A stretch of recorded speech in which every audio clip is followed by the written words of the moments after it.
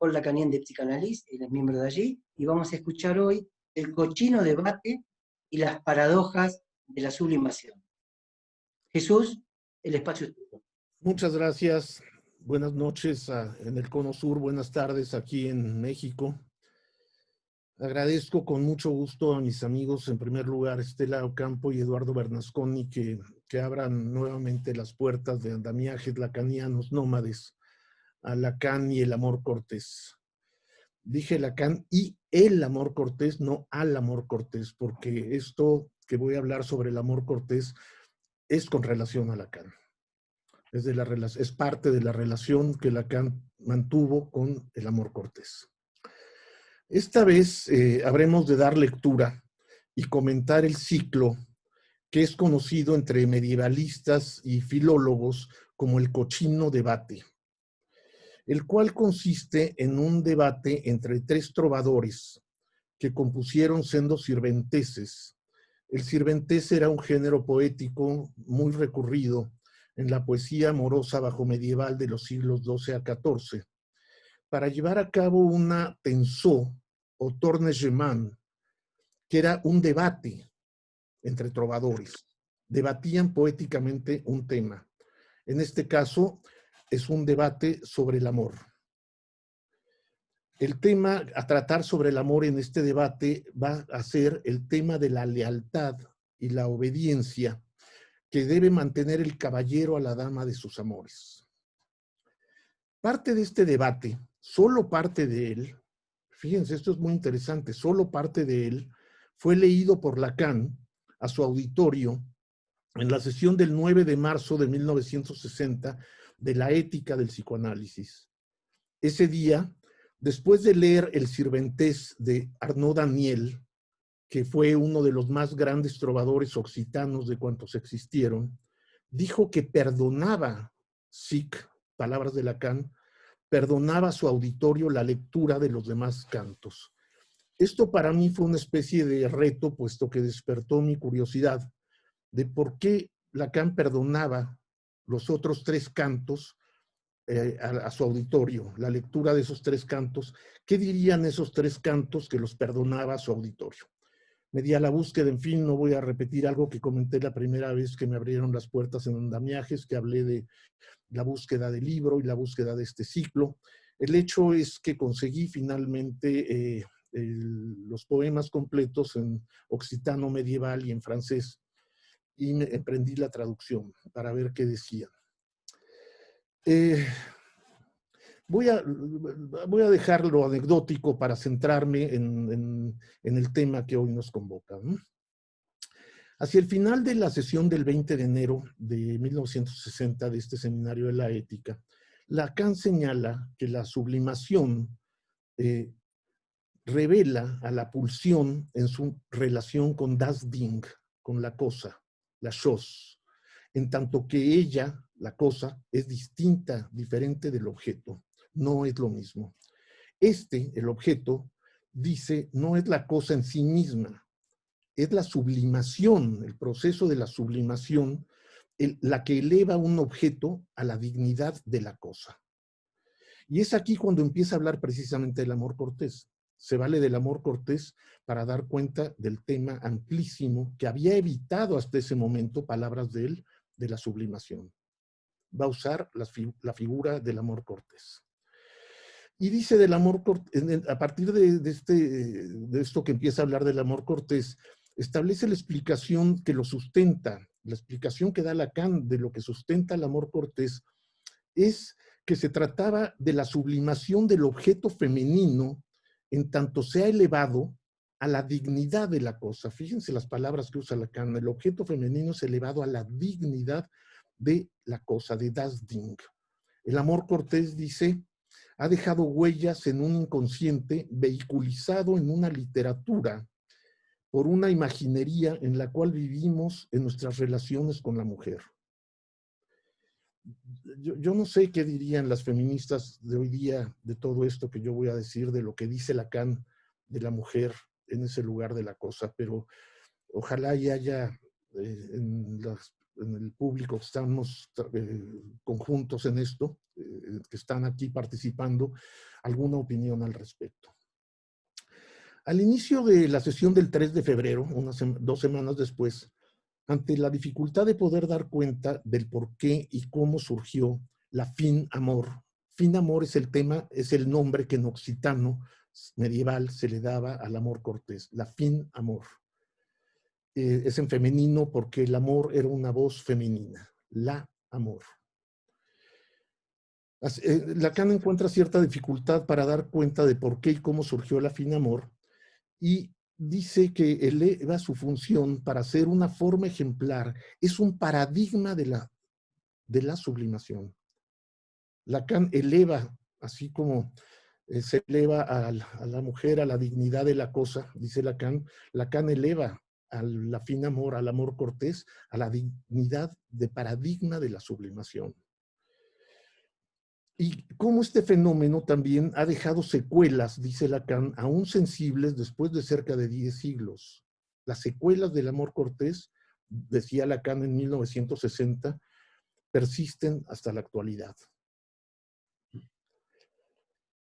Lacan se propone aportar cierta luz, dice, recurriendo a la teoría freudiana. Nos va a recordar la teoría freudiana de la sublimación y para ello recuerda 3 fórmulas que nombra completamente precisas, en las que coteja los mecanismos respectivos de la histeria, la neurosis obsesiva y la paranoia, con 3 términos de sublimación: el arte, la religión y la ciencia para cada uno de ellos, respectivamente, para poder plantear así la noción de sublimación en la referencia a Das Ding. Estas fórmulas permiten ubicar dónde se sitúa Das Ding en la relación que pone al hombre en función de medium entre el real y el significante. El hombre con función de medium entre el real y el significante. Más, en esa misma clase del 3 de febrero, va a decir que Das Ding será siempre representado por un vacío, ya que es irrepresentable en sí misma. Y por ello siempre será representado por otra cosa. El vacío será pues determinante en toda forma de sublimación. En el arte, toda la creación se organiza alrededor del vacío. Y aquí recuerda las pinturas rupestres de la cueva de Lascaux, ¿se acuerdan ustedes en el seminario de la ética? Organizadas alrededor del vacío de la caverna.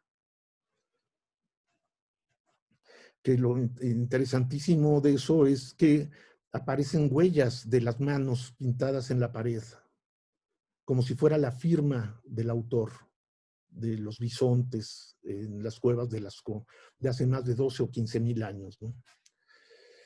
En el arte, toda creación, dice, se organiza alrededor del vacío.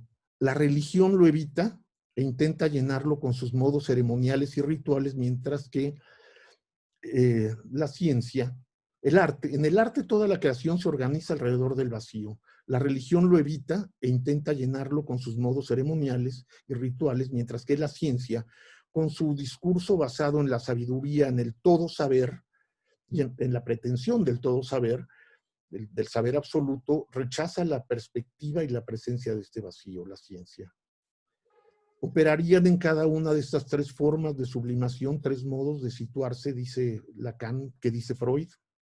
Este es un recordatorio de la teoría de la sublimación en Freud, que operarían en cada una de estas 3 formas de sublimación 3 modos de situarse frente al irrepresentable vacío de Das Ding.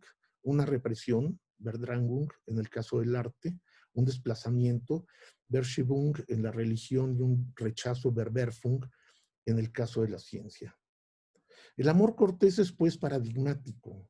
Mi paradigma, dice Lacan, de una sublimación manifiesta del arte cuyos efectos vivos los podemos encontrar aún hoy.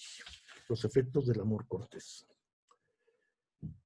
Ya en la sesión del 10 de febrero va a decir que la función del poeta, del trovador, del poeta cortés fue idealizar a algunas mujeres, todas ellas casadas, esto es importantísimo, importantísimo, todas ellas casadas, importantísimo porque las vuelve inaccesibles, ¿no?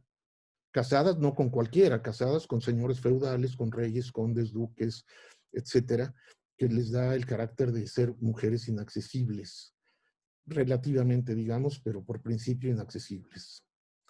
Todas ellas casadas como objetos de su amor, que resultarán inalcanzables para el amante. Lacan subraya que en esta revuelta de la poesía, una poesía fechada con temas completamente localizables, este amor era un ejercicio poético, una manera de jugar con ciertos temas idealizados que no podían tener ninguna correspondencia concreta real con la época. Sin embargo, estos temas, en primer lugar, la dama, son los que se encuentran en épocas posteriores y hasta en la nuestra, en la que se ven sus incidencias concretas en la organización sentimental del hombre contemporáneo. Las técnicas del amor y la poesía cortés dejan entrever lo que es del orden sexual en la inspiración de este erotismo.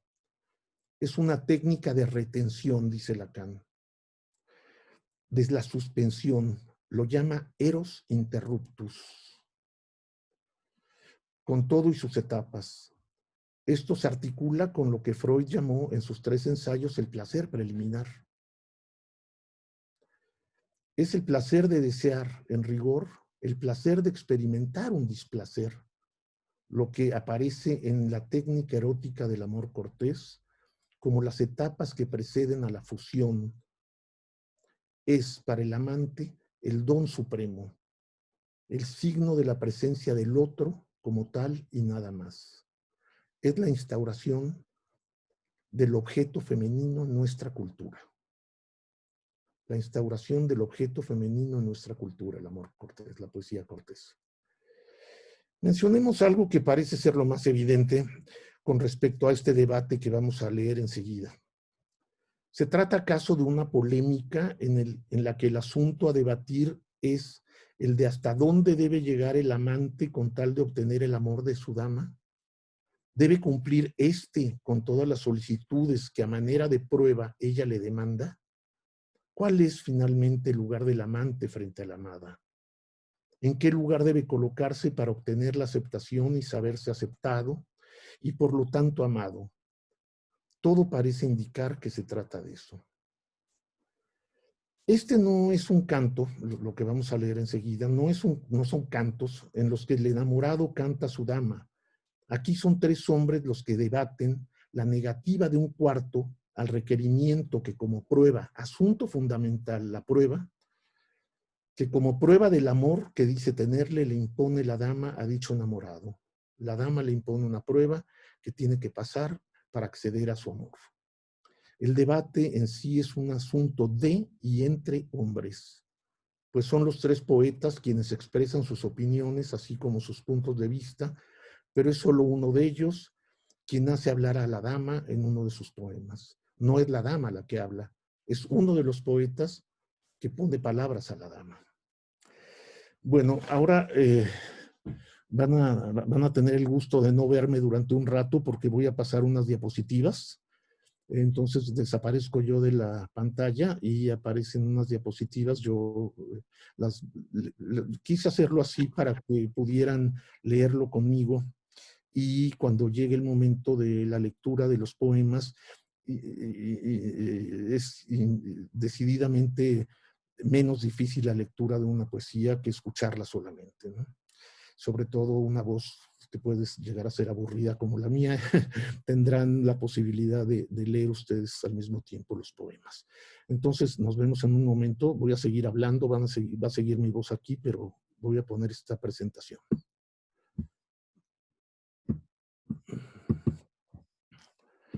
¿Se ve bien? Sí. Bueno, esta es una foto de un manuscrito medieval del siglo XIV de un cancionero. Y precisamente el poeta que aparece ahí es Arnaud Daniel, el que cita a Lacan en el Seminario de la Ética. A la izquierda aparece su figura, digamos, no sé qué tan realista sea esto, porque los dibujitos, las pinturas de los trovadores en los cancioneros son muy semejantes entre sí. Y al principio de cada autor, de cada poeta, en el cancionero se describía la vida del poeta y luego ya estaban sus poemas. Bueno, vamos a empezar entonces. yo voy a quitar, tengo de mi lado derecho, me veo a mí, veo a Estela y Eduardo y a Dominique y a Patricia Garrido. Lo siento, amigos, pero los voy a quitar para que no estorben en la pantalla. Bueno, el 9 de marzo del 60, Lacan habló a su auditorio de lo que ese día nombró como la paradoja de la sublimación. En esa fecha, y antes de leer a sus alumnos el poema que enseguida habremos de leer, enunció algo que en Freud no lo encontramos ni lo encontraremos jamás a propósito de este tema. La sublimación no siempre se ejerce obligatoriamente en el sentido de lo sublime. El objeto sexual puede estar en juego acentuado como tal en la sublimación. El juego sexual más crudo puede ser objeto de un poema y no por eso es menos sublimatoria la intención puesta en juego.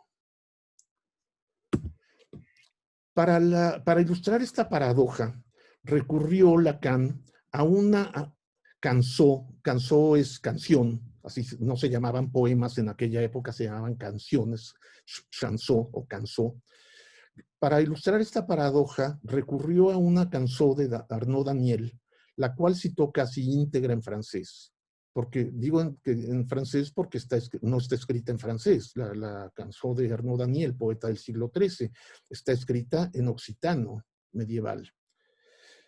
Para después comentarlo. Poema, nos dice Lacan, al cual los autores, los medievalistas, alarmados, lo describen como desbordando los límites de la pornografía para llegar hasta la escatología. Aparecen estos personajes en los poemas. La pongo esta diapositiva para que ustedes vean quién es quién. En primer lugar está la dama Enan, ese es el nombre propio de ella, que en otros cancioneros, porque hay diferentes versiones en los cancioneros, se llama Ena, Aimán, Aina o Aya. Pero la voy a dejar como aparece en el libro donde conseguí el ciclo completo, Enan. Otro es el caballero Bernard de Cornille, que es el enamorado de Enan. Los trovadores que escriben, que debaten, son los siguientes. El trovador Truc Malek, que escribe el primer poema, que en realidad no es un poema completo, se perdió, solo aparece la primera estrofa. El trovador Raymond de Durfort, que escribió el segundo y cuarto poemas. Y el trovador de Ribeirac, Arnaud Daniel, que escribe el tercer poema. Y es Arnaud Daniel, precisamente el poema de Arnaud Daniel, el que cita Lacan en esa sesión de la ética. Que lo cita en completo, por cierto. Vamos a ver que la dama sí estaba dispuesta a darle su amor y su coño también, así está escrito, a Bernard, pero solo con una condición. Si lo hubiera cumplido, habría sido su amante, lo hubiera aceptado como tal, pero para ello habría tenido que probar que la amaba lo suficiente cumpliendo lo que ella le solicitaba. Si no cumplía la prueba, perdería a la dama y sería, como fue, objeto de burlas y reproches. La dama, pues, sí estaba dispuesta a darle su amor a Bernard, pero habría de cumplir una condición que lo convertiría en su amante. Probaría su amor por ella si accedía a probar su culo antes. Así también está escrito. Si no cumplía esta prueba, perdería a la dama y sería, además, el objeto de escarnio y reprobación.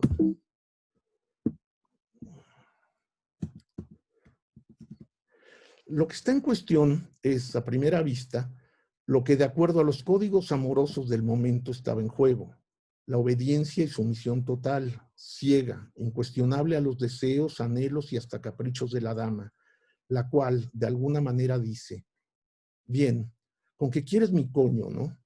Bueno, te lo daré, pero antes tendrás que ocuparte de mi bien lavado culo, pero no para encularme, sino para que lo cornes, es decir, que lo pruebes con la boca y aspires sus aromas. Si lo haces, no tendrás nunca más necesidad de volver a hacerlo. Me habrás mostrado que eres capaz de hacer lo que te solicito por el amor que dices tenerme, y de aquí en más ya no cornarás nunca más. Tendrás mi coño, serás mi amante. Esto, en otras palabras rimadas, dice Enan en boca de Raymond de Durfort. Lo veremos enseguida.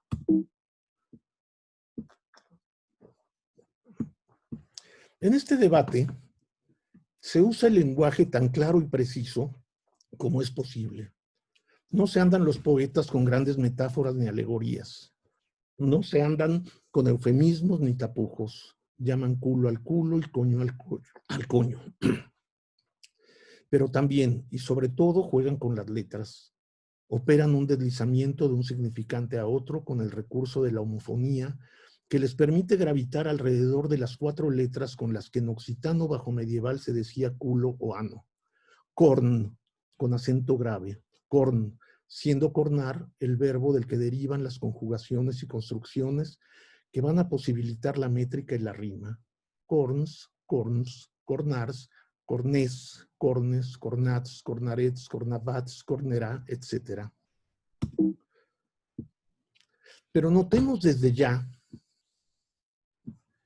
no encuentro allá, notemos desde ya la presencia de las 4 letras que forman corn en el cornil que lleva Bernard en su nombre. Bernard de Cornil es solicitado a cornar y decide no hacerlo, aunque lleva el corn en su nombre propio. En esa época no existían los patronímicos, no existía ni el apellido paterno ni el apellido materno. A la gente de cierto estamento social, nobles o cercanos a la nobleza, o por lo menos que vivían en las cortes, como era el caso de los trovadores, se les llamaba por su nombre de pila, Bernard en este caso, y se les decía Bernard de Cornil, puesto que había nacido en el pueblo, en el castillo, en el feudo de Cornil. Entonces, por eso es Bernard de Cornil, es solicitado a cornar y decide no hacerlo, aunque lleve el corn en su nombre propio. Existen algunos juegos más. Las homofonías entre corn, culo, y corn, sin acento. Corn con acento grave, culo, y corn sin acento, que es cuerno, tanto el que se usa para soplar a través de él como también el que porta un animal astado. Entre corn, culo, y cor, corazón, entre corn, culo, y con, coño. En la versión final al español, la publicada y que leeremos aquí, opté siempre por utilizar cornar, verbo de alguna manera forjado por mí para lo que nos ocupa en estos poemas, pues este verbo no existe en español. Existe cornear. Fue una operación consistente en castellanizar el occitano cornar en sus diferentes modos de uso posible y de conjugación. Cornado, cornárselo, corna, cornará, córneme, cornaría, cornarla, etc.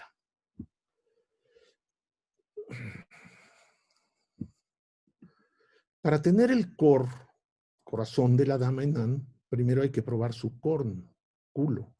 Para llegar a su cor, corazón, y de pasada a su con, coño, primero hay que haber pasado con la boca por su corn, culo. Hay que haber soplado en su corn, sin acento, corn con acento, cuerno, culo. Y a esto se ha negado categóricamente Bernard, el de Cornil, apoyado en su rechazo por los escatológicos argumentos que Arnaud Daniel plasma en sus Sirventes, para oponerse a los sentires y discernimientos de Truc-Malek y de Raymond de Durfort, quienes toman la defensa de la dama, habiendo llegado incluso a decir el primero que sin ninguna pena ni aflicción respecto al corn de la dama, lo puse en occitano y luego en español, y yo ahí querría haber cornado alegremente sin triste corazón. En el paso del occitano al español, me dejé llevar mucho más por la literalidad que por las reglas de la construcción poética, a diferencia de la mucho más florida y púdica versión al moderno francés de Pierre Bec, quien no deja de tener más de un asomo pudoroso, los cuales sustituí en nuestra lengua por la crudeza de algunas palabras que ameritan aparecer así en este cochino debate. Por mi parte, hago mía una frase de Bec e incluso voy más allá de él, quien en su prólogo aclaró no haber atenuado la virulencia original de los textos que conforman este debate. Advierto al lector que mis establecimientos en español pecan todavía de mucho mayor impudicia en nombre de preservar la crudeza de los poemas en la literalidad en la que fueron compuestos en su lengua original. A continuación leeremos una transcripción sin notas a pie de página, pues en la versión publicada tuve que poner 74 notas explicativas. Bueno, tomo un respiro y leemos los poemas.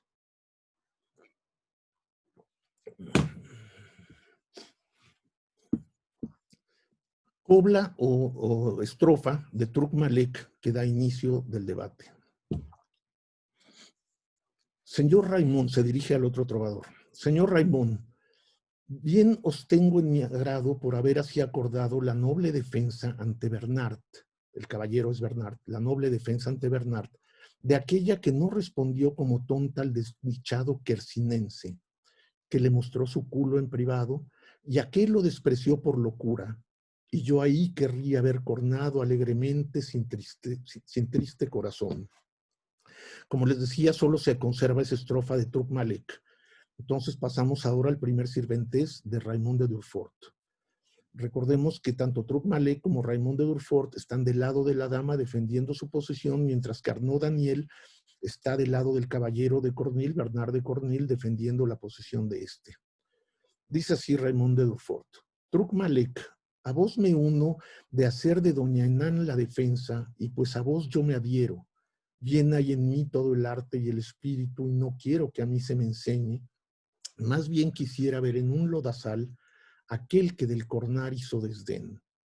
Mal quedará quien no lo obligue, que ahora corne a una yegua preñada. Que yo no conozco palabra villana o que se tenga por vana. Así el señor Bernard todo tendría.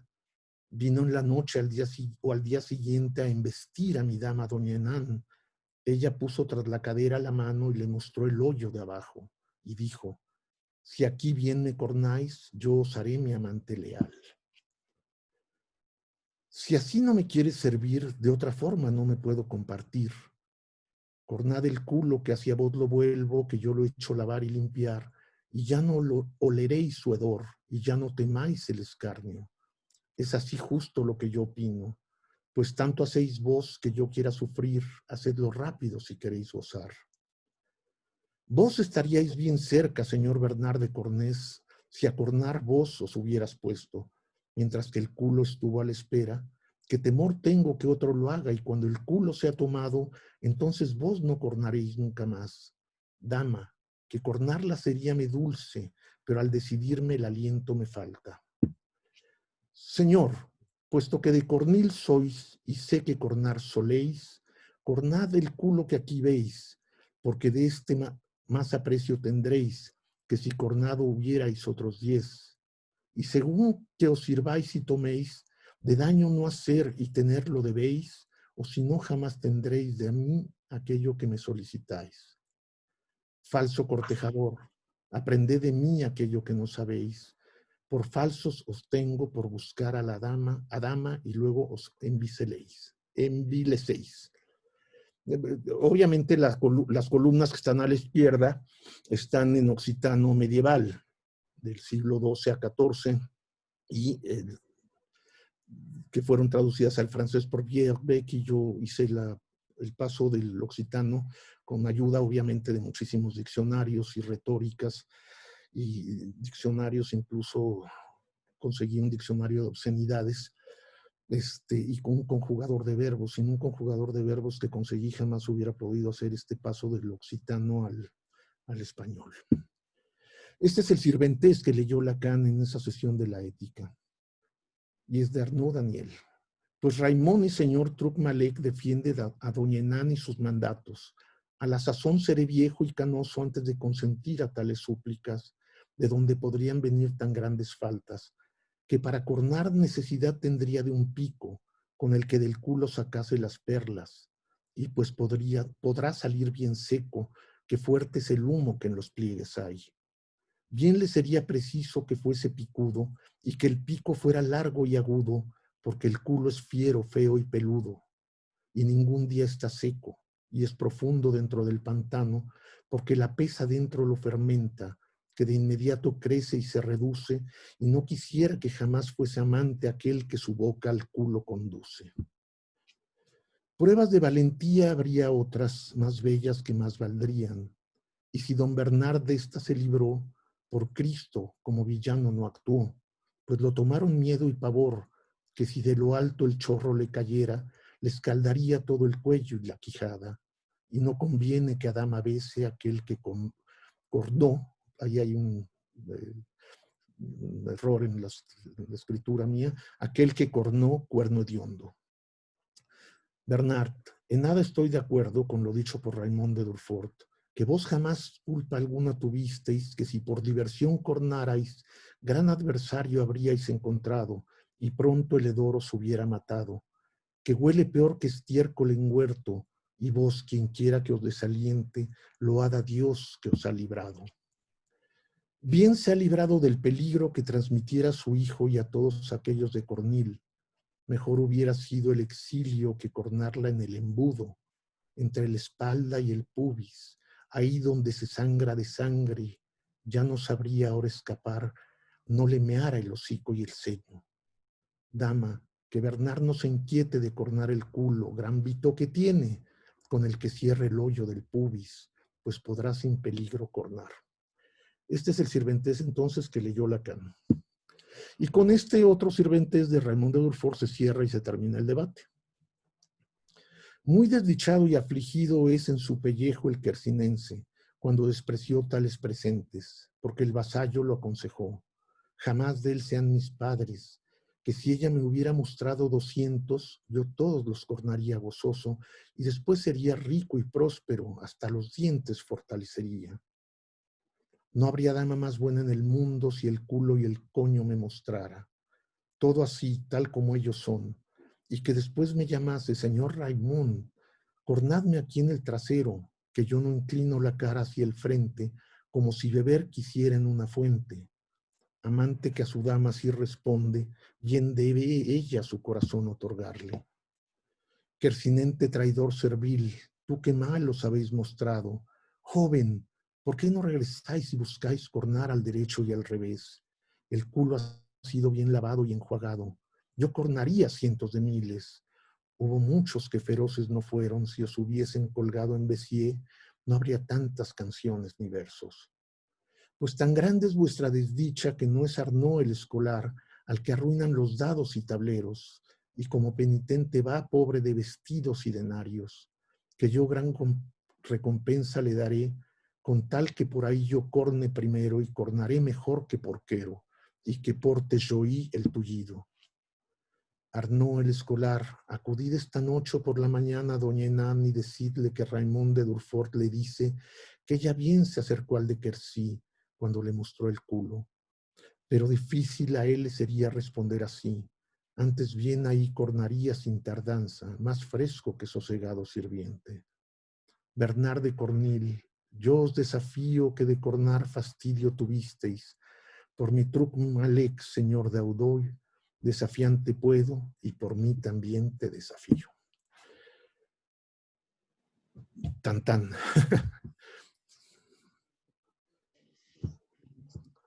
Bueno, ¿quién se lanza primero? Quedamos sin palabras. No, primero digamos que siempre me tomo la atribución por ser organizador de hacer la primera pregunta. Arbitrario esto, ¿no? Primero, qué trabajo, Jesús, la verdad, maravilloso. Nos deja sin palabras hasta poder volver a tomar alguna palabra. Y te voy a hacer una pregunta frente a todo este trabajo, pero por ahí espero no decepcionarte con la pregunta. Pero es que siempre creo que cada quien debe responderse sus propias preguntas que se formula. Y hay una que yo no me pude responder y por ahí es simple, quizás no. ¿Por qué Lacan dice la dignidad de la cosa? Siempre me hizo obstáculo la dignidad. No lo puedo llegar a entender. No sé si es entendible o será que yo no puedo acceder a eso. Quizás vos puedas decir algo al respecto. Vamos pasando entonces a las demás intervenciones. A mí me gustaría que tal vez también alguien más pudiera incluso intentar responder a eso, ¿no? Claro. No necesariamente tendría que ser yo. Yo puedo dar mi opinión, pero no estaría nada mal que algunas otras personas también opinaran. La dignidad de la cosa es el estatus de la cosa, ¿no? Es digno de ser la cosa, la sublimación. Es digna de ser la cosa. Como la mujer es dignificada también. Es digna de estar en ese lugar de la cosa, de lo irrepresentable. ¿Por qué? Por lo que en aquel tiempo, de 1960, recuerden ustedes que Lacan en ese seminario es donde va a hablar por primera vez de la vacola. después lo harán de un otro al otro, con muchísimo más detalle. Dominique aquí lo sabe muy bien porque tiene que ver con la Dafnia de su zoología lacaniana. ¿Te acuerdas, Dominique? La Dafnia. A propósito de la vacola también, ¿se acuerdan ustedes que él va a utilizar la analogía de la vacola para hablar de das Ding, de un espacio cerrado en donde va a estar donde el borde ante ese vacío central que organiza al deseo? Estoy hablando del seminario de la ética, ¿no? Ese vacío central de la vacola que organiza al deseo, tiene bordes, que dice Lacan que sin esos bordes la angustia se desbordaría precisamente, se desbordaría, y que esos bordes están dados justamente por la dimensión ética y la estética. Que están, y cuando habla de la estética es cuando habla de la sublimación precisamente, ¿no? Esa es la cadena que yo puedo establecer, Eduardo. La sublimación elevada a la dignidad de das Ding, a la dignidad del vacío, que es digna de llevar ese vacío, de tener ese vacío en el que está representado das Ding. Es la única forma en que Lacan, por otro lado, se contradice un poco, porque dice que es irrepresentable, pero él trata de representarlo con esta alegoría de la vacola, ¿no? Ese orificio central, ¿no?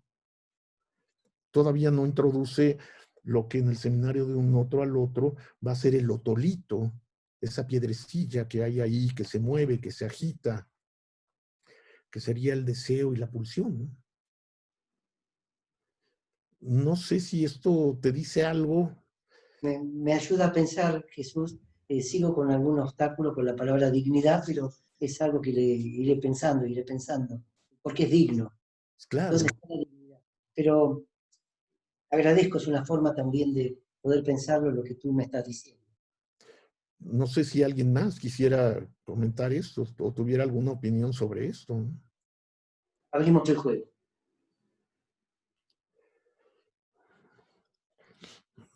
Es decir, cuando yo leí hace muchísimos años la primera vez el Seminario de la Ética y llegué a esta sesión donde él da lectura del canto de Arnaud Daniel, yo la verdad me quedé estupefacto, ¿no?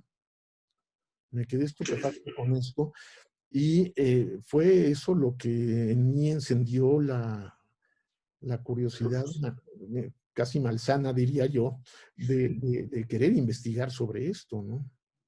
Y me dediqué a buscar cuáles eran estos otros 3 poemas que Lacan le dijo que les perdonaba a sus alumnos. Yo, la verdad, creo que Lacan no los conocía, ¿eh? Creo que Lacan no los conocía y se sacó de la manga eso de que se los perdonaba a sus alumnos, pero bueno, no importa si los conocían o no, el hecho es que no los leyó, dijo que los perdonaba, a mí me movió a buscar estos poemas para ver qué decían, y fue un largo trayecto hasta que pude dar con el único libro que pues, hace por lo menos 10 o 12 años que lo conseguí, también bajo condiciones muy singulares. Sí, lo conseguí en 2005 y era un último ejemplar que había perdido por ahí, ¿no? En una librería muy pequeña, en un pueblo cerca de Burdeos, o sea, en el mero corazón de la Occitania, ¿no? Y conseguí ahí ese libro que me hicieron llegar a México y ahí fue donde pude tener yo el ciclo completo, porque este es el libro. Burlesque. Y obscenidad en los trovadores. Es una recolección de poemas obscenos, escatológicos y pornográficos. Estoy ahora traduciendo el que considero que es, hasta donde yo sé, el único poema, por lo menos que yo conozco, de contenido, digamos, de homosexual. Un poema de amor homosexual, ¿no? Entonces estoy en eso ahora, a ver si no me lleva otros 14 años esto. Pero bueno, en la versión que hay en español de la poesía de Arnaud Daniel, en Manantial, obviamente no aparecen los otros 3 poemas, aparece solo el de Arnaud Daniel. En una versión, digamos que light, totalmente, casi diría yo, pasada por la censura, ¿no? No encontrarán ustedes la palabra culo, ni coño, ni nada de eso, ¿no? Y en francés, Pierre Beck sí trata de... Acercar un poquito más a la pantalla, a la cámara, por favor. Burlesque. Ah, burlesque en Los Trovadores, Chez les Trovadores. Sí. Sería en En Los Trovadores. Gracias. Y esto, bueno, esto fue lo que echó a andar en mí mi interés por el amor cortés también, porque mi pregunta es por qué Lacan se sirve del amor cortés a lo largo de su enseñanza, a partir del seminario de la relación de objeto hasta el Lanzú, que fue la última de las menciones que hace del amor cortés. Encontré 42 referencias al amor cortés en los seminarios y los escritos de Lacan, 42 referencias, y pues me interesó saber por qué recorría Lacan al amor cortés como ninguna otra figura del amor. Jesús, tenemos una pregunta de Anne Fleury. Ella la pregunta en francés, yo voy a hacer la traducción. Bueno, te dice, buenas noches, Jesús. Si podés hablar un poco más de la paradoja de la sublimación en relación al obsceno. Sí, Lacan, desde las últimas, la antepenúltima clase del deseo y su interpretación, que es el seminario anterior al de la ética, Lacan anuncia a su auditorio que el siguiente seminario, o sea, el que fue la ética, que al siguiente seminario lo iba a dedicar al tema de la sublimación. Un minuto, Jesús. Odean, ¿es que tú compris la réponse o tú has besoin de une traducción a francés? Non, ça va, je comprends bien. Perfecto. Merci bien. Perdón, Jesús, puedes continuar, disculpa. En el seminario entonces del deseo y su interpretación, en la antepenúltima clase, anuncia que el seminario siguiente, o sea, la ética, lo dedicaría al tema de la sublimación y que hablaría en ese momento. Pero no fue así. En esa sesión del deseo y su interpretación, y en las 2 siguientes, que fueron las últimas, no habla de otra cosa que no sea la sublimación, Lacan. Y en cambio en la ética es hasta la 7ª sesión de la ética donde empieza a hablar de la sublimación. Y empieza a hablar diciendo que es un tema que ha evadido hasta ese momento, que ha evitado, por lo complejo que es. Y entonces él se propone, primero que nada, introducir, recordar la teoría freudiana, que yo he mencionado algunos de los puntos que toca Lacan. Algunos puntos mencioné cuando nos recuerda esos 3 tipos de sublimación que son para Freud el arte, la ciencia, la religión, los mecanismos de la represión, el desplazamiento, la Verwerfung, etc. Y yo creo que ahí hay un punto en esto de la paradoja de la sublimación, un punto más de separación entre Freud y Lacan, o de Lacan con respecto a Freud, un punto más. No es el único, hay puntos donde Lacan se separa de Freud, y me parece que este es uno de ellos y que poco se ha tomado en cuenta, la concepción de la sublimación.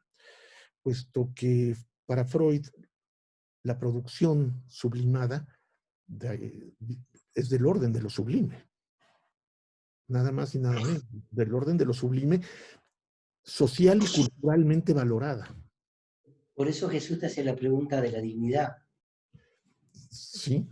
En este sentido, ese cambio de estado en sentido químico que tomaba Freud, de volver un fin sexual en algo social, valorado, me parece que es un punto de corte con lo que estamos presentando de Lacan. Claro. Y Lacan va a hablar de la paradoja en términos, lo que decía yo, de que el objeto sexual puede estar presentado lo más crudamente posible, y no por eso no hay sublimación, no por eso deja de haber sublimación. Lacan dice lo que cuenta es la intención sublimadora. Alejarlo de, recordemos también, la teoría freudiana de las pulsiones, de la meta, el objeto, el fin, la fuente de la pulsión. Para Freud la sublimación es alejar a la libido de su meta y de su objeto, de su fin. Lacan dice, no. En un poema puede aparecer el juego sexual más crudo, y no por eso deja de haber sublimación.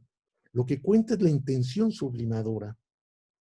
Y la paradoja es precisamente esto, y aquí yo voy a introducir algo que ojalá y genere algo de discusión.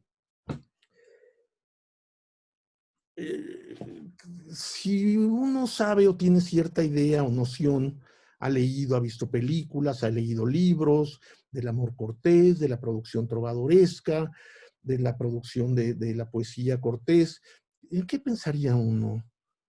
En que la poesía cortés es una poesía amorosa en donde se describen las cualidades de la dama, el amor. Tiene tropos literarios muy constantes. Por ejemplo, la primavera, el sol, el cielo azul, los árboles reverdeciendo, las flores, ¿cómo se dirá? Las flores floreando, las flores floreando, los pajaritos cantando en un jardín casi edénico.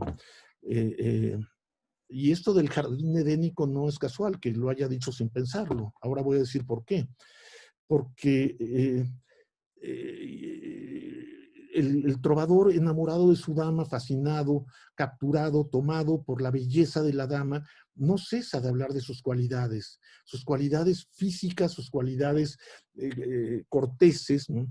Era una poesía que se daba en las cortes, de ahí su nombre de cortés, poesía cortés, amor cortés, porque se daba en las cortes, se practicaba la cortesía, había un código ético en esta nueva estética, de esta erótica novedosa, que planteaba el amor a la mujer, el amor limpio, el amor puro, el amor desexualizado pretendidamente.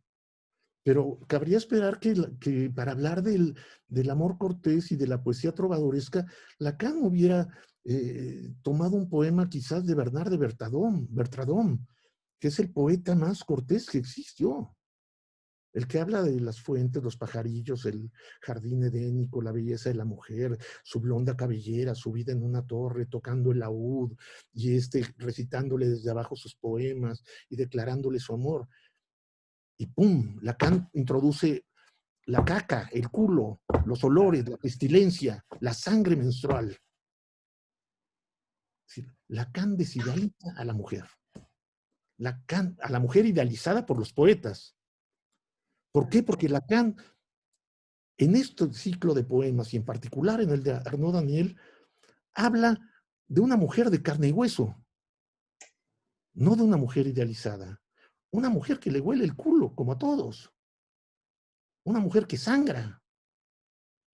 Una mujer que desea que la cornen por el culo. Habla de una mujer deseante, de una mujer de carne y hueso. Y ahí está la paradoja de la sublimación. Ese es el punto. Ese es el punto. Hasta ahí. Y jardín edénico, ¿por qué? Porque se me salió esto, no lo tenía pensado, lo dije en este momento. ¿Por qué? Porque vivían muy contentos Adán y Eva hasta que los echan del paraíso, cuando se instaura el deseo, transgrediendo la ley. Aquí Lacan hace lo mismo. No habla de un poema de Bernard de Ventadorn, la belleza, la dama, las películas, está la dama, pasa el caballero y la ve de lejos y le duele el corazón y se cae del caballo del amor que tiene y le hace poemas y se para abajo de su ventana y le canta las canciones y la dama lo mira con desdén y le pone pruebas y tiene que pelear contra no sé cuántos y no sé qué, ¿no? Para conseguir su amor. No, aquí le tiene que besar el culo y oler el culo. El culo maloliente, como cualquier culo. A una dama de carne y hueso, no a esa mujer idealizada. Esa es la paradoja de la sublimación, según yo. ¿Se responde un poco la pregunta, Adén? Sí. No sé si vos... Sí, gracias. Gracias. Gracias, Adrián. Merci, Adrián. Patricia, ¿querías decir algo? Patricia Garrido. Sí, es que escuchando, bueno, todo lo que relató Jesús, hay otra parte de lo que él dijo que me parece juega de manera importante, porque me acordé de las formas, Jesús, y esto tú te vas a acordar, del albur en México. ¿no? Y el albur en México es este juego de palabras donde un hombre habla y el otro le contesta, y la erótica está ahí, ¿no? En ese juego que se está armando entre esos dos hombres, hablándose, ¿no? O diciéndose lo que se dicen eróticamente.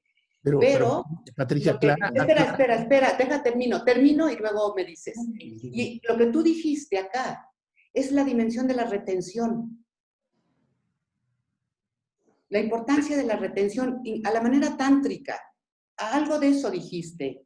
no, yo no Entonces, mencioné tántrico. ¿eh? No mencioné nunca tántrico. No, ya lo sé que no lo mencionaste, estoy diciendo la retención a la manera, digamos, como si estuvieras hablando de ese otro costado, como el tantra, ¿no? Pero bueno, dejemos eso afuera, lo que estoy hablando es la dimensión de la retención que tú dijiste. Es decir, en el sentido justo también de la sublimación. Sí, la retención.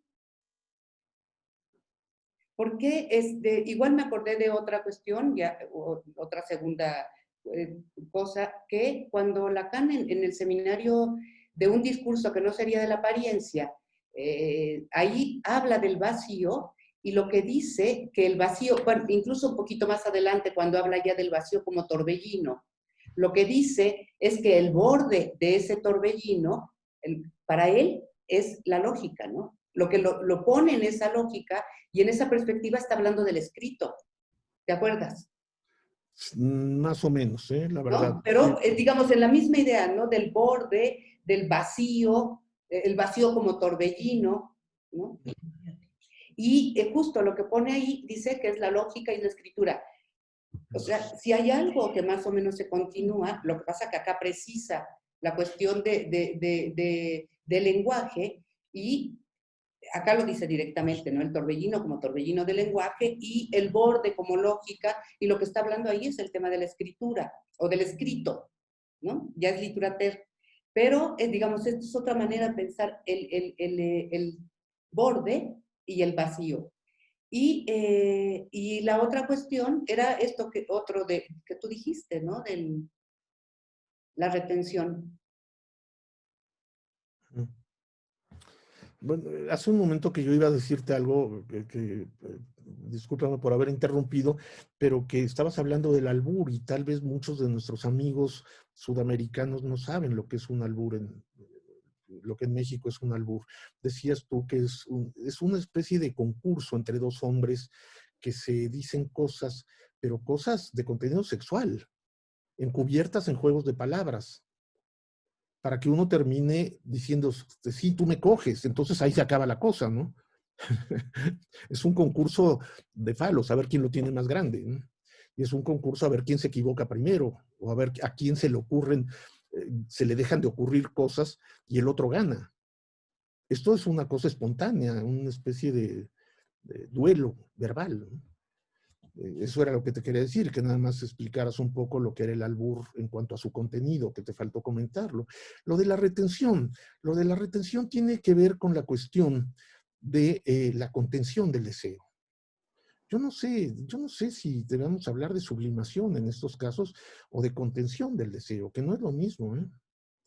No es lo mismo que el deseo esté vivo, efervescente, latiendo, apresurando,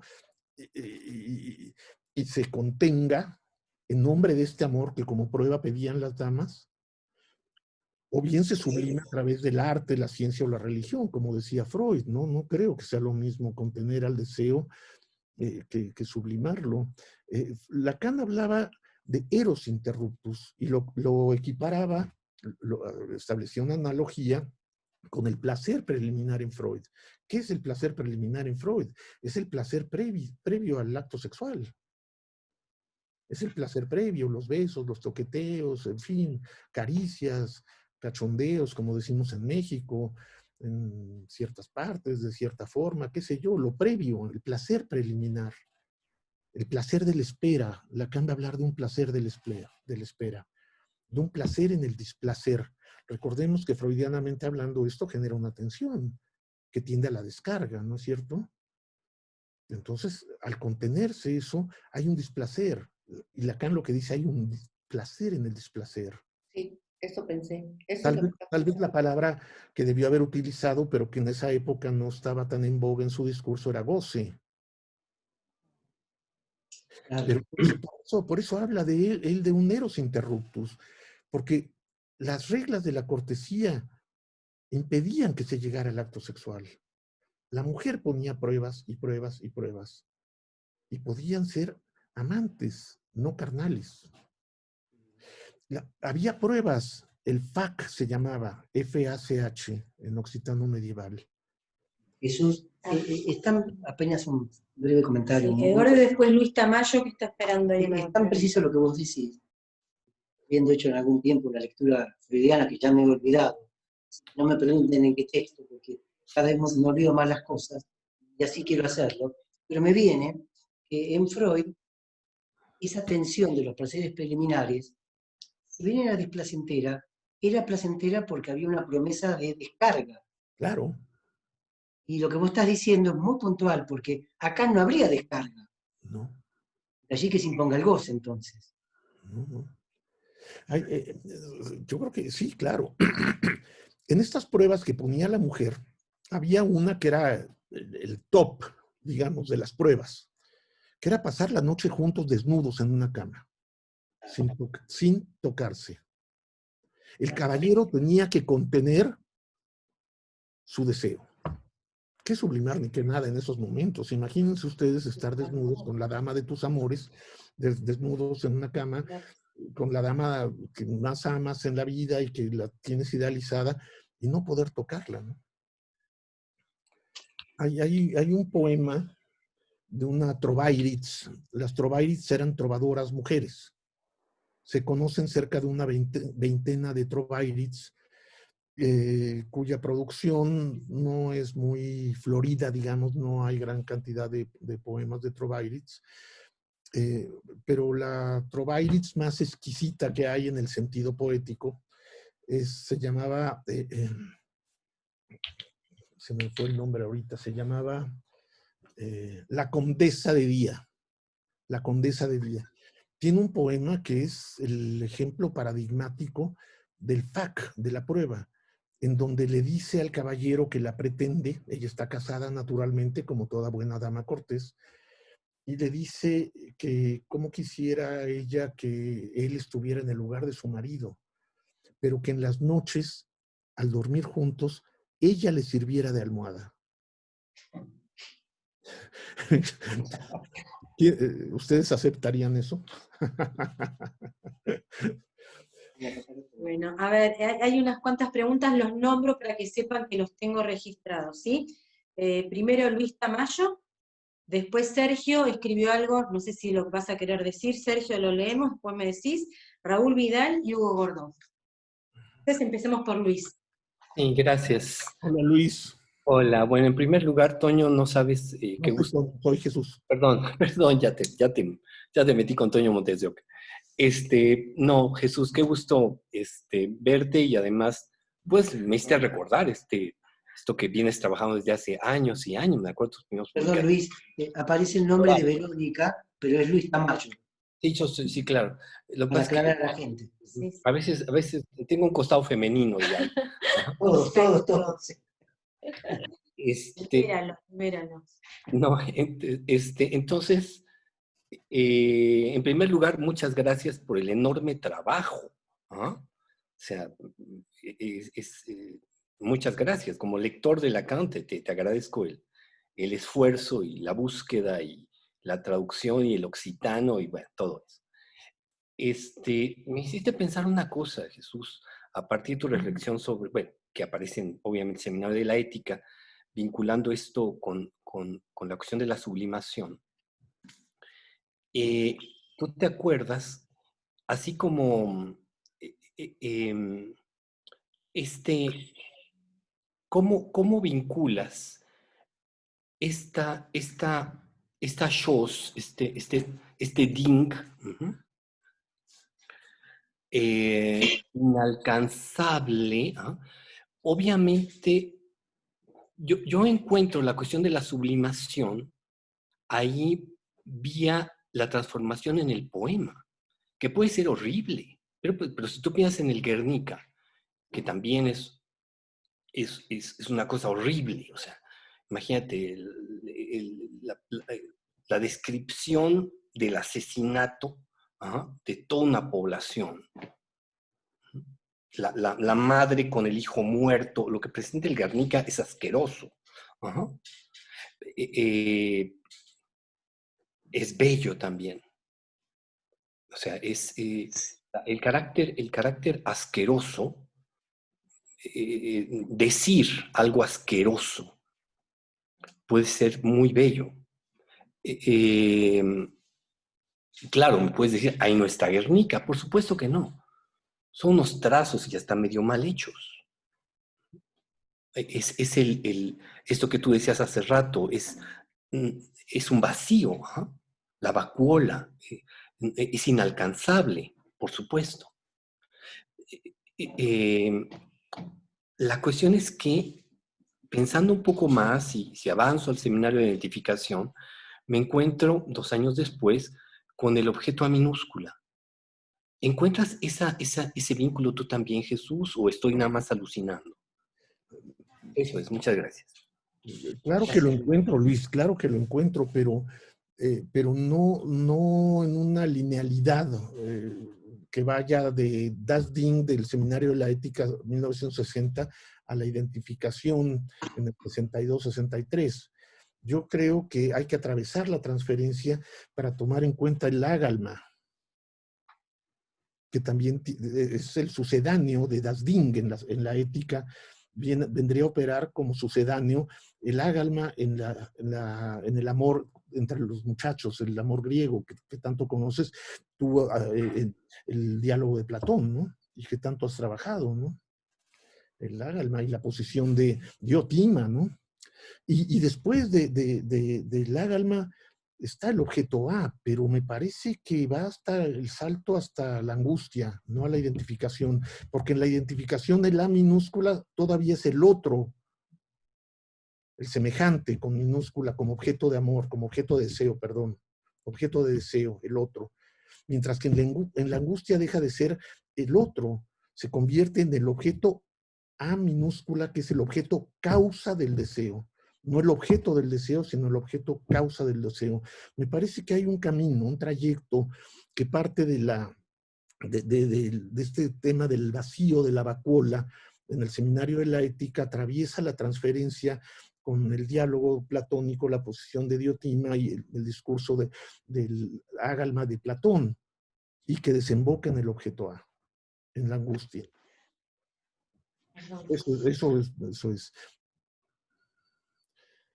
Bueno, gracias. Sergio, ¿querés decirlo lo que comentaste? Sí, lo harías vos. ¿No? ¿Seguimos? No entiendo, pero bueno. ¿Raúl? Hola, Jesús. Luis, Raúl, ¿cómo estás? Lee vos la pregunta. Perdón, a ver, Raúl, pero... Lee vos la pregunta. Lee la voz a la pregunta. A ver, espera que me veo que estás más arriba con el chat. Dice, Sergio comenta, Jesús pregunta, ¿solo entre 2 hombres? Según me acuerdo, hace unos años falleció una mujer que era una gran alburera, en relación a esto que dijiste del albur en México. Pregunta si es solo entre hombres. Yo nunca he escuchado a una mujer alburera. Yo no le he escuchado, eso no quiere decir que no exista o no puede existir, pero yo nunca he escuchado a una mujer alburera, y es muy famoso también estos debates que se hacen musicalizados. Patricia y Luis y los mexicanos sabrán de esto, de los tríos veracruzanos que cantan una copla inventada en ese momento, versificada, unos versitos, dirigida a los que están enfrente, a otro trío de músicos, también jarochos veracruzanos, que les contestan, y va y viene la pelotita de un lado a otro. Sergio, yo nunca he escuchado a ninguna mujer alburera. En un concurso franco, digamos. No es que se convoque un concurso, haya un auditorio, haya premios. No, esto es espontáneo, ¿no? Esto es espontáneo, la cuestión del albur. Te digo, Jesús, Acá Heidi Gabriela López García dice que esa alburera se llamaba Reina del Albur, del barrio de Tepito de la Ciudad de México, y falleció recientemente. Y se acaba, María del Consuelo también dice que acaba de fallecer la Reina del Albur de Tepito. Le decían la verdolaga enmascarada. Esto nos están aportando. Verdolaga es una verdura que hay en México, es una hierba que se come, la verdolaga. Si cambias algunas sílabas en su orden, tienes vergolada. Tal vez por eso. Entonces, parece que había y falleció hace poco. Dice que daba cursos. Yo no la conozco, nunca la escuché, entonces la ignorancia es mía. No, bueno, ahora la conozco, que falleció. Raúl, después Hugo Gordó y después Rubén Pepfer. ¿Sí? ¿Raúl? Hola a todos. ¿Se escucha? Buenas noches, Raúl. Sí, Raúl. ¿Qué tal, Jesús? Bueno, un guiño con Jesús. Jesús no la conoce a la verdolaga porque él no va por Tepito, no me dejó ir a Tepito, así que me parece que por ahí dicen también que ahora hay hombres y mujeres. Ellos entre ustedes. me prohibió visitar Tepito, así que bueno, la próxima vez será. Hay que ir. Pero no, dos cositas. Una, en relación a lo que decía Luis Tamayo, me quedé pensando en si toda obra de arte puede ser considerada sublimación, ¿no? Me parece que ahí hay un tema para debatir largo y tendido, ¿no? En relación a la alusión que él hacía a otra obra como podría ser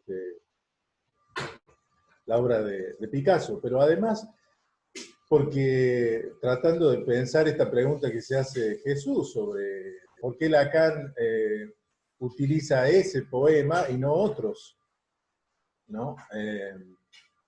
Entonces, abro ese interrogante, si es que ¿por qué considerar que toda obra llamada, o toda creación llamada artística, o creación de un artista, o de alguien que se ubica en ese lugar, incluso no necesariamente del lado del artista, sino del lado del artesano, podría ser encuadrado dentro de lo que tanto Freud como Lacan, con diferencias, considera una sublimación?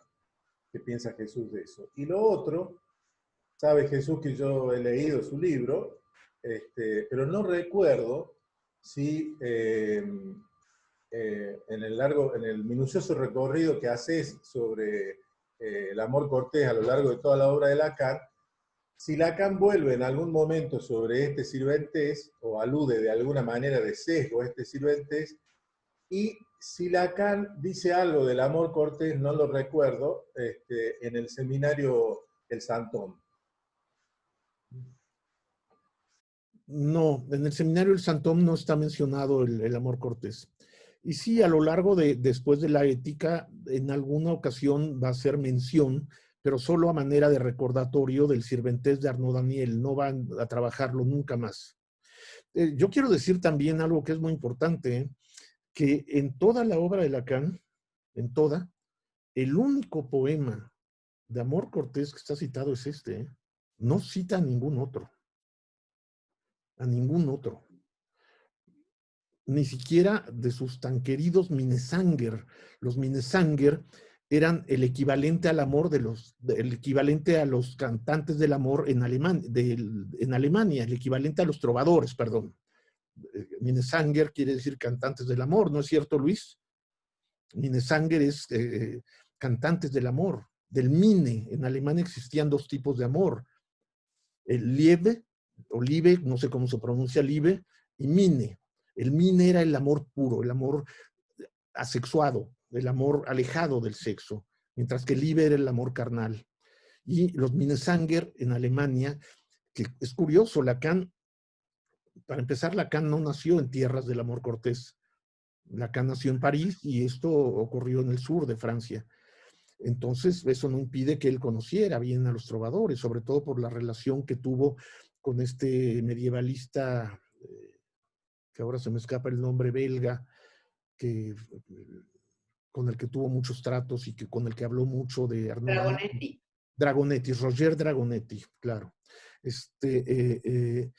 Pero Lacan todo el tiempo habla de Minnesänger por acá, Minnesänger por allá, y jamás menciona uno solo por su nombre. Y muchísimo menos un poema de ninguno de los Minnesänger. Y tampoco habla de los troveros, que eran del norte de Francia, que no hacían lo mismo que los trovadores que eran en el sur, de lo que hoy es Francia, en la Occitania. Pero con esto lo que te quiero contestar, Raúl, es que no vuelve a tocar más el tema del poema, a trabajarlo. Lo primero, ¿qué era lo que me planteabas primero? No, lo primero era esto a partir del comentario de Luis sobre si toda obra de arte puede ser considerada sublimación, pero lo que me parece interesante es esto de que no vuelva sobre el amor cortés en el seminario 23, en el Santón, porque sí vuelve sobre la sublimación, pero además porque uno podría considerar ahí una cierta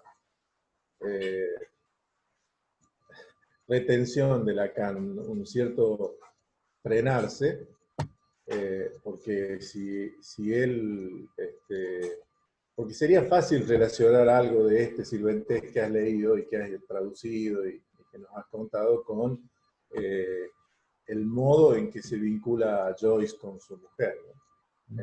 En las cartas me refiero. Pero bueno, eso. Respecto a lo que planteas de que si toda obra de arte es digna de ser puesta con el tema de la sublimación, con relación a la sublimación, yo no sé, es un tema para pensarlo, ¿no?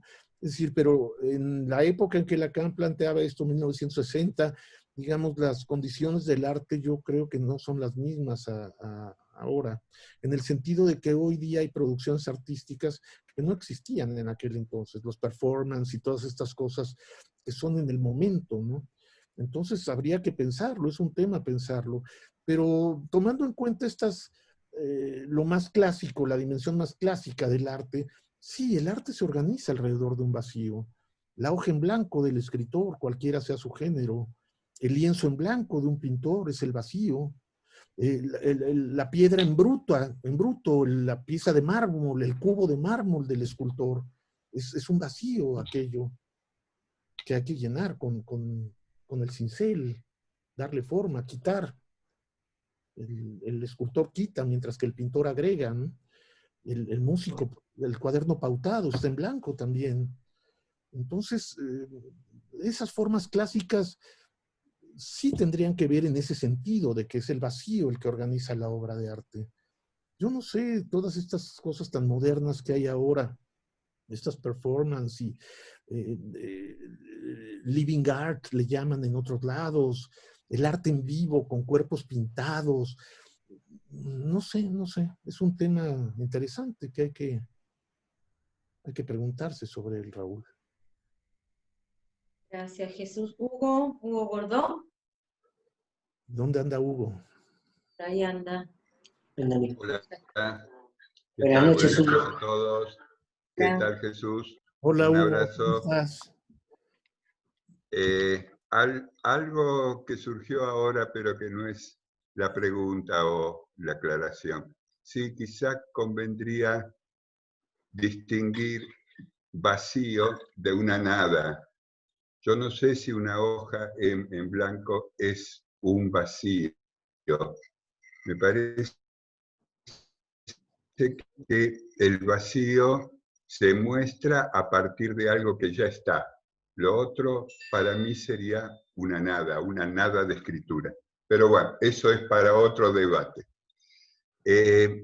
La cuestión es una aclaración, Jesús, porque el libro. ¿Cuáles serían las razones por las cuales la dama propone esa prueba? Quiero decir, hoy por hoy es como un apelativo humillante besarme el culo. Yo no sé si en esa época también lo era, o si era un matiz erótico que tenía la dama. Y enganchado con esto, ¿por qué entonces el trovador se rehúsa?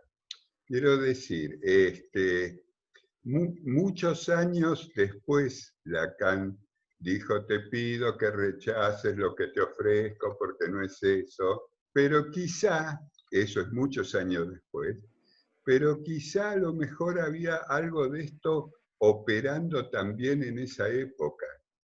No sé cómo es que lo pensás vos y la aclaración. ¿Por qué es esa oferta y por qué es rechazada? Gracias, Jesús. Sí que es difícil responder a tu pregunta, Hugo. Sí que es difícil. Yo no sabría por qué la dama pide eso, pero ¿por qué no habría de haber un erotismo que tenga que ver con el culo y con esas prácticas? Habrá gente a la que le resulta repulsivo y gente a la que no le resulta repulsivo, ¿no es cierto? Y yo creo que eso no tiene nada que ver con la época. Yo creo que eso bien podía estar en la época del bajo medioevo como del alto medioevo y cualquiera, ¿no? Por supuesto, entonces, ¿por qué lo rechazaría el trovador si no es humillante? No sé si hay respuesta. Se me ocurrió eso. Yo creo que también el ejemplo que usa Lacan, este ciclo de poemas, y por eso me interesaba mucho saber por qué perdonaba a su auditorio la lectura de los otros poemas, y cuando los tuve en la mano y los pude traducir y entender y trabajar, en fin, me di cuenta que había quien estaba a favor de esto, que eran Truc-Malek y Dufort, los otros dos trovadores, mientras que Arnaud Daniel estaba en contra, sosteniendo la posición del caballero de Cornille, ¿no? Yo creo que es un juego poético esto, es un juego poético, es un juego con la lengua, ¿no? Es un juego con la lengua. Que haya sucedido o no haya sucedido, yo creo que eso es lo menos importante, ¿no? No vamos a saber nunca si sucedió o no, ¿no? Es más que probable que sea solamente un juego, porque había estos que se llamaban pensó o tournegement, como un torneo que se crea, tournegement es torneo, una justa poética, parecido a esto de los veracruzanos que yo acabo de comentarles a ustedes, de que dicen unos versitos y el otro le contesta también en verso, en fin. Pero ¿por qué el caballero se habrá negado? Están las dos posiciones, de quien lo pide y quien defiende a la dama que lo pide. Esos dos trovadores, Truc-Malek y Durfort, condenan a Arnaud Daniel y a Bernard de Cornille por no aceptar esto. Es un debate, está en el juego un debate, pero no son argumentos morales los que plantean. Son argumentos de otro orden, pero no me parece que sean morales. ¿A ti sí te parecieron argumentos morales, Hugo? No, para nada. Y me pareció una excelente respuesta. Quiero decir, debe negarlo porque hace al juego. Si no, no habría poema. Sí, claro, es perfecto. Bueno, hay otras personas. No, simplemente un comentario muy breve. Presentaba Jean Alouche una conferencia en la universidad, creo que Hugo Gordó estaba presente allí, y una mujer del público levanta la mano y dice: ¿por qué mi marido me pide siempre el culo? Y Alouche le dice: eso pregúnteselo a él. Puedo decir ¿Por qué los hombres siempre quieren por el ¿Por qué culo? los hombres? Sí. Bueno, esa es la pregunta que agrega su libro. ¿Fue algo? ¿Hola? Espera, que está. A ver, ¿quién lo dijo? Juan Carlos. Juan, espera porque primero está Rubén. Yo ahora te digo, Rubén, Susana, que escribió algo, no sé si quiere que lo lea, lo dice ella. Luis Tamayo quiere volver a hablar, pero bueno, en todo caso, le damos la palabra a quien primero no habló y después vos, Luis. ¿Hola? Vale, espera un poquito que yo ya te digo cuando te toca, ¿sí? Rubén, Buenas noches. hola. Buenas noches, Rubén. ¿Qué tal? Bueno, agradecerle también a Jesús por el trabajo maravilloso que nos está presentando y estoy ansioso por leer el libro.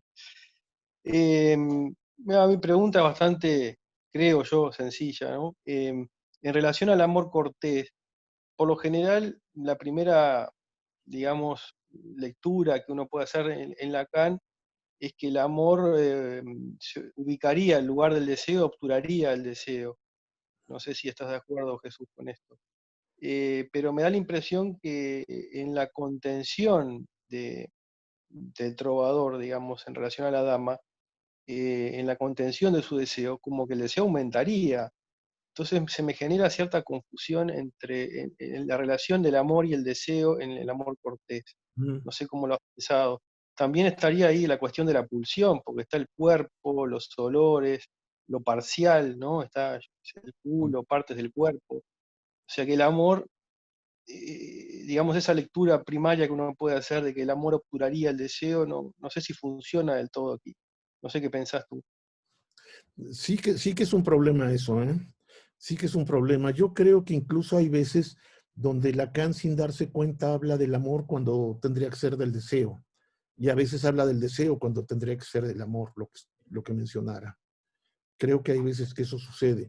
En la búsqueda que yo hice de pues, los seminarios, los escritos, otros escritos, los textos, radiofonía, en fin, lo que hay de Lacan, pues, en estas 42 referencias que hay, que pude encontrar, tal vez haya más, que yo no percibí, no me di cuenta, no encontré, o no busqué bien, pero en las 42 referencias que hay, en momentos sí está muy confuso. ¿De qué está hablando Lacan? ¿Del amor o del deseo?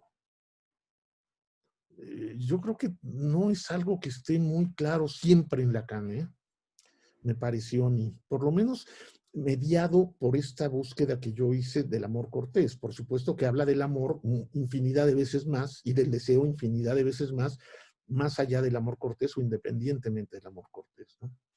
Pero en la búsqueda que yo hice, a mí sí me parece que hay momentos donde no es muy claro, pero hay momentos donde es clarísimo, donde él dice literalmente, el amor no es el deseo, y el amor viene a estar en el lugar del deseo.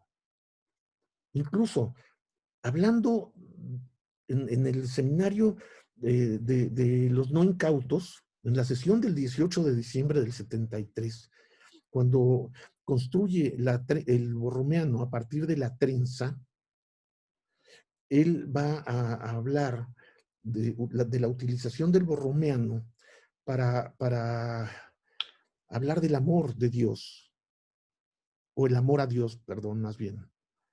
Y va a decir que el cristianismo desplazó al deseo, borromeanamente hablando, utilizando los nudos, pero los nudos estirados. ¿Se acuerdan ustedes de esa figura? Donde están los nudos con el del centro estirado. Que el del centro es el que permite que estén unidos los tres. Y en unos va a situar el amor divino. Dice, el cristianismo vino a desplazar al deseo para poner el amor a Dios en el lugar del deseo. Pero si no hablamos del amor divino, ya hablamos del amor, digamos, humano, sí, no es lo mismo. Yo creo que se puede muy bien amar sin desear. Y se puede muy bien desear sin amar. Y otros aman y desean. No sé Creo qué. se me ocurre que la respuesta, perdón, se me ocurrió ahora que la respuesta, escuchándote a Hugo, la pregunta de Hugo, ¿por qué no responde, digamos? Podría ser esa, como que el amor no permite que el deseo se ejecute de alguna forma, no sé cómo llamarlo, para no manchar esa pureza del amor. Eso era el amor cortés. Eso era el amor. Exactamente eso era. Ese El amor sí era como un inhibidor. Hay un texto. A ver, perdón. Una sola cosita. Hay un texto que se llama El amor de Platón a Lacan, donde habla de que no existe el amor puro. Sí. Es verdad. No, les quería decir esto, porque queda poco tiempo, quedan por hablar. Susana, Juan y Zule. No sé si Zulema igual es esto o querías agregar algo después. Les pediría a quienes quedan, que son Susana, Juan y Zulema, que hagan una pregunta, una intervención corta para que Jesús pueda decir algo, porque por la hora, ¿no? Susana, ¿le Sí, querés decir vos sí, esto? hola Jesús, gracias de nuevo por Ana, no te veo, ¿por qué no te veo? No te vemos, no, Susana. estoy un poco impresentable, pero Déjate bueno, ver. voy a Todo bien, sos linda siempre. Hola, Susana. No, una pregunta muy breve. Jesús, me interesó lo de las mujeres trovadoras. ¿Ellas también le cantaban a la dama como objeto enaltecido o cuál era el objeto de sus cantos, de sus Cantaban poemas? cantaban al amor, más que a una dama o al hombre en posición de dama, no. Pero Cantaban había esa idealización de algún objeto o simplemente al amor o... al amor, diría yo. Ujú. Son muy pocos los poemas, no son más de una veintena o treintena de poemas los que se conocen de las Trovairits. En español no hay, solo en la gran recopilación que hizo el catalán Martín de Riquer, que es monumental la antología que él hizo de los trovadores, que hasta los franceses mismos usan esa antología, ¿eh? Eso dice muchísimo. Hay algunos poemas publicados básicamente de la Comtesa de Día. En mi libro recurro a ella como todo el rato. Pongo este poema de ella 3 veces en mi libro, de lo hermosísimo y de lo paradigmático que es este poema de la Condesa de Día. Ok, ahí lo voy Y a buscar. en español yo no he visto, yo tengo libros en inglés y en francés de las Trovairits, pero en español específicos de las Trovairits no hay. No hay aún. Ok, gracias. A ti, Susi. Queda Juan entonces y Zulema, no sé, parece que bajaste la mano, no sé, cualquier cosa, después me decís si querés hablar. Juan. ¿Quién habla primero? Ya dije lo que tenía que decir, ya estoy. Ah, bueno, dale, Zule, entonces Juan. Prende la cámara, Juan. Bueno, si no, creo que no se escucha, Juan. Juan. ¿Estás escuchando, Juan? Ah. Bueno, lo vamos a también esperar. sí, lo esperamos. Igual te comento, Jesús, que justo yo te iba a comentar esto que vos dijiste, el tema del banquete, que se habla, que son hombres reunidos hablando del amor, pero cuando dicen que si hay alguien que sabía del amor, aparece Diótima, ¿no? Es una mujer, pero son las palabras del hombre puestas en una mujer. Sócrates hablando, claro, hablando por una mujer, era la que sabía del amor, ¿no? Sí, claro. ¿Puedo Ahí está, Juan Carlos. Igual eso ya lo habías dicho, Jesús. Juan, dale. No, felicitaciones a Jesús por lo bien que fue llevando con la exposición, con sus materiales a la vista, que ayudó mucho. Es bárbaro. Y después, hablar de la sublimación es difícil. Ahora pregunto, ¿dónde estaría la necesidad de ese término? ¿Para explicar el arte? No. ¿Para explicar algunos poemas? ¿Qué le agrega a las nociones que tenemos? Demanda, deseo, pulsión. ¿Qué le agregaría a la pulsión? O a cosas así, en términos fundamentales.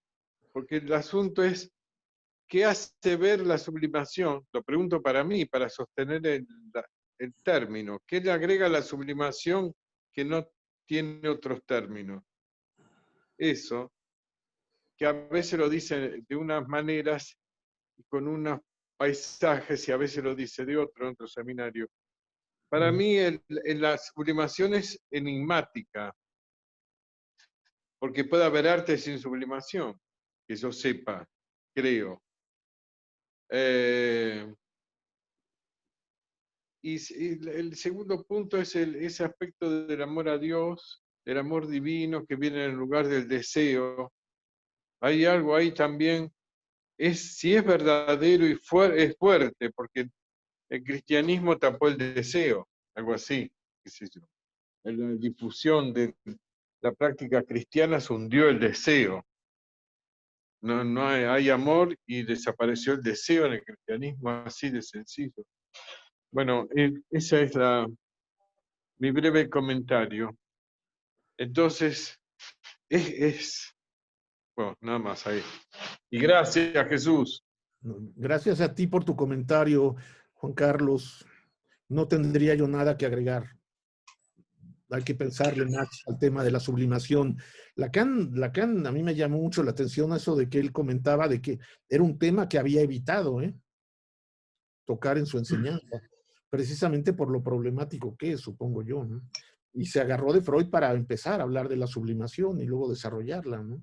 Tuvo que recurrir a Freud, la teoría de las pulsiones, ese tipo de cosas, ¿no?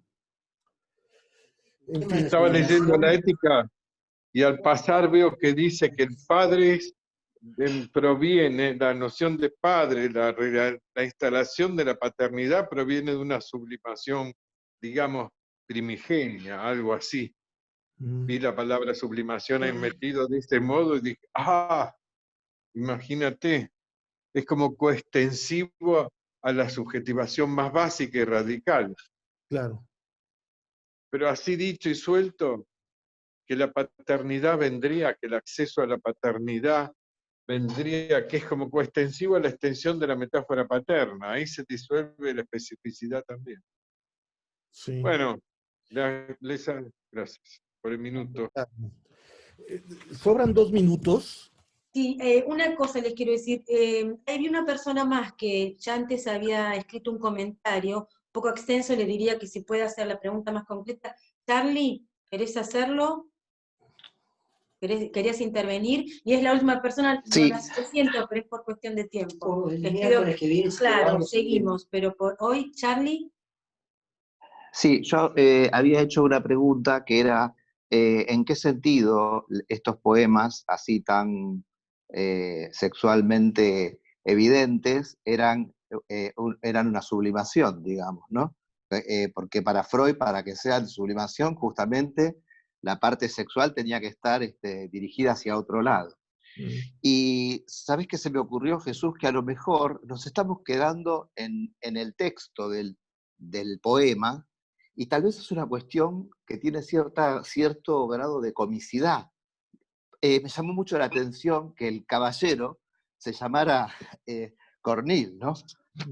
Entonces a lo mejor lo sexual se pierde en lo cómico, y ahí estaría lo sublimado. Claro, es un juego de palabras. Todos estos deslizamientos de un significante a otro, estas homofonías, este juego de palabras y de confusiones. Leído uno no se confunde, pero escuchado por las homofonías uno confunde corazón con culo y coño y todas estas cosas. Claro. Te preguntaba si sobraban 2 minutos para leer brevísimo, el poema de esta condesa de Día que tanto he mencionado y por el que han preguntado de las Trovairids, para que vean de qué habla una mujer en el amor cortés. Porque eso Mira, hemos visto lo que dicen los hombres. Te contesto, acá sobrar no sobra nada, hay para todos. Y siendo vos, por supuesto que tenés los 2 minutos y después hacemos el cierre. Dale. Este es el poema que yo he mencionado de esta Trovairids, la Condesa de Día, que es la voz de la mujer. Porque en los poemas de los trovadores que leímos, es una voz prestada a una mujer. Es un hombre que hace hablar a una mujer. Esta es la mujer. Dice así el poema. Es el poema paradigmático de la prueba, de la contención, del eros interruptus. He estado en grave cuita por un caballero que he tenido, y quiero que siempre se sepa cómo lo he amado apasionadamente. Ahora veo que soy traicionada porque no le di mi amor, y por eso he estado afligida en el lecho y cuando estoy vestida. Fíjense bien, esta es la estrofa. Bien quisiera mi caballero tener una noche en mis brazos desnudo, y que él se tuviera por dichoso solo con que yo hiciese de almohada, pues estoy más enamorada que Floris de Blancaflor, Yo le entrego mi corazón y mi amor, mi juicio, mis ojos y mi vida. Bello amigo, agradable y bueno, ¿cuándo os tendré en mi poder y yacer con vos una noche y os dé un beso amoroso? Sabed qué gran deseo tendría de teneros en lugar del marido, con tal de que hubieseis prometido hacer todo lo que yo quisiera. Todo lo que yo quisiera. Esa es la voz de la mujer. Bueno, no de la mujer, de una mujer. Me corrijo antes de que me crucifiquen. Esa es una mujer, sí. A ver, nos dimos cuenta. Tu presentación me ha dejado con muchas ganas. En un punto insatisfecho para continuar y seguir, pero el tiempo nos apremia. Muchas gracias. Sí, gracias Jesús, realmente a vos, a todos los que están acá presentes.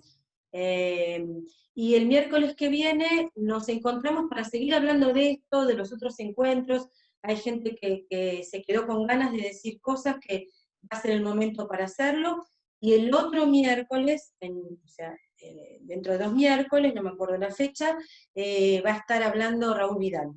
Así que, y así terminamos agosto, creo, ¿no? Y después septiembre nos encuentran con otros invitados. Así que agradezco a todos, principalmente a Jesús. Muchas gracias otra vez, Jesús. Y bueno, nos vemos como siempre.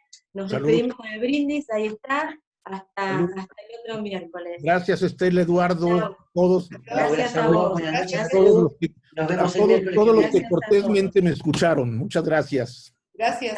Gracias por su paciencia. Gracias, al contrario, gracias. Con gusto.